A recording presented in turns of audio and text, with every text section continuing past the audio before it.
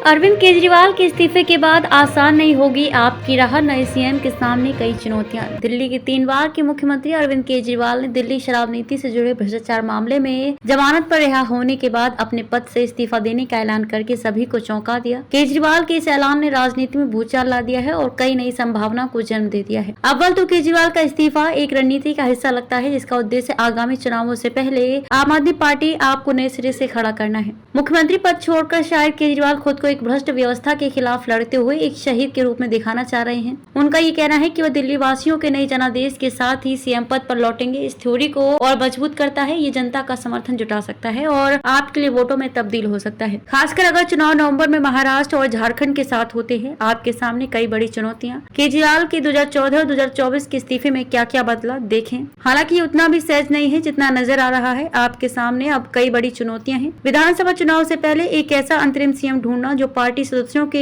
सम्मान और वफादारी का सम्मान करता हो और मतदाताओं को भी आकर्षित करता हो। काफी चुनौतीपूर्ण होगा। विपक्षी दल इसे आपके भीतर कथित अस्थिरता का फायदा उठाने के एक अवसर के रूप में भी देख सकते हैं। इसके अलावा भ्रष्टाचार का मामला तो है ही। जमानत पर रिहा होने के बाद इस्तीफा देने के केजरीवाल के फैसले पर सवाल भी उठ रहे हैं। जमानत की शर्तों से बड़ी मुश्किलें। मुख्यमंत्री पद से अरविंद केजरीवाल के इस्तीफे से कई तरह की अटकलें और विश्लेषण शुरू हो गए हैं। कई राजनीतिक विश्लेषकों का तर्क है कि उनका इस्तीफा केवल सहानुभूति हासिल करने या जेल के बाद नया जनादेश हासिल करने के लिए एक राजनीतिक दांव पर नहीं है। सुप्रीम कोर्ट के फैसले ने केजरीवाल के सामने एक प्रशासनिक बाधा पैदा कर दी है। जमानत की शर्तों ने उन्हें ऑफिस जाने या सरकारी फाइलों पर साइन करने से रोक दिया है। अब केजरीवाल के लिए शासन करना लगभग असंभव हो गया है। ऐसी परिस्थितियों में बने रहने से नीतियों को लागू करने की उनकी पार्टी की क्षमता गंभीर रूप से बाधित हो सकती है, जिससे अंततः उनकी चुनावी संभावनाओं को नुकसान पहुंच सकता है। इस्तीफा देकर कई नुकसानों से बचे केजरीवाल। एक अन्य महत्वपूर्ण कारक राष्ट्रपति शासन का खतरा था। केंद्र सरकार राष्ट्रपति शासन को ठहराने के लिए मौजूदा परिस्थितियों का हवाला दे सकती थी, जिससे चुनाव में 6 महीने तक की देरी हो सकती थी। इससे केजरीवाल को जेल से रिहा होने के बाद मिली सहानुभूति खत्म हो जाएगी, जिससे चुनाव के दौरान जनता की सहानुभूति का लाभ उठाना और अधिक चुनौतीपूर्ण हो जाएगा। इस्तीफा देकर केजरीवाल इन प्रशासनिक और राजनीतिक नुकसानों से बच गए हैं। इससे पार्टी की छवि मजबूत हो सकती है। अब अगर उपराज्यपाल या केंद्र सरकार नई चुनौतियों को रोकती है तो कल्याणकारी योजनाओं में किसी भी रुकावट की जिम्मेदारी केजरीवाल से हटकर उनके राजनीतिक विरोधियों पर आ जाएगी और उन्हें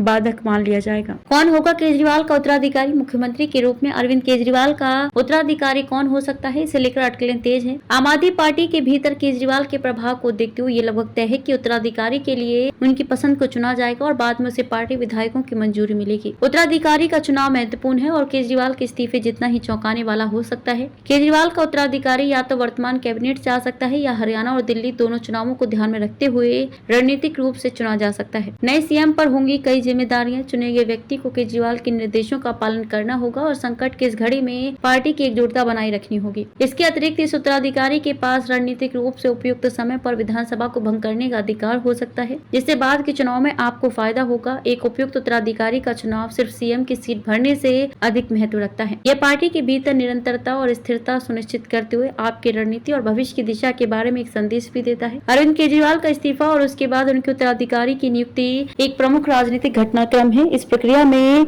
दिल्ली, एलजी और केंद्र की भूमिका काफी सीमित है, जिसका मुख्य कारण विधानसभा में आपका पर्याप्त बहुमत है।